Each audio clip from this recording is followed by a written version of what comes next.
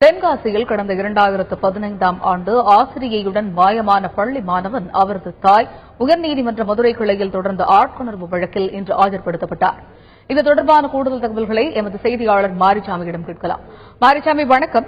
மாணவனுடைய தாய் தொடர்ந்த ஆட்கொணர்வு வழக்கு குறித்தும் இன்றைய வழக்கில் இந்த நீதிபதி இன்றைய வழக்கில் உத்தரவு பிறப்பித்திருக்கிறது குறித்தும் சொல்லுங்க.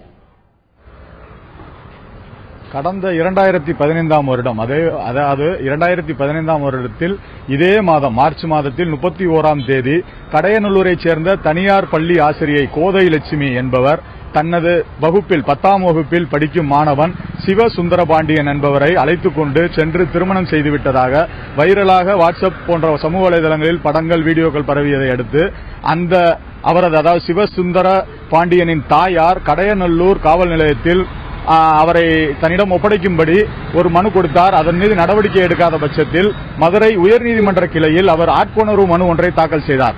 அந்த ஆட்கொணர்வு மனுவினை விசாரித்த நீதிபதிகள் 1 வருடமாகியும் இன்னும் காவல்துறை மந்த நிலையில் உள்ளது, ஆகவே இதை வேறு ஒரு விசாரணை குழுவுக்கு மாற்றுவோம் என கூறியதை அடுத்து இந்த மாதம் 11/3/2016 அன்று திருப்பூரில் வைத்து அந்த இருவரும் கைது செய்யப்பட்டனர். அந்த கைது செய்யப்பட்ட இருவர்களில் அந்த சிவசுந்தரபாண்டியன் என்ற மாணவன் மட்டும் இன்று நீதிபதிகள் சொக்கலிங்கம் செல்வம் முன்னிலையில் சென்னை உயர்நீதிமன்ற மதுரை கிளை பெஞ்சில் ஆஜர்படுத்தப்பட்டனர்.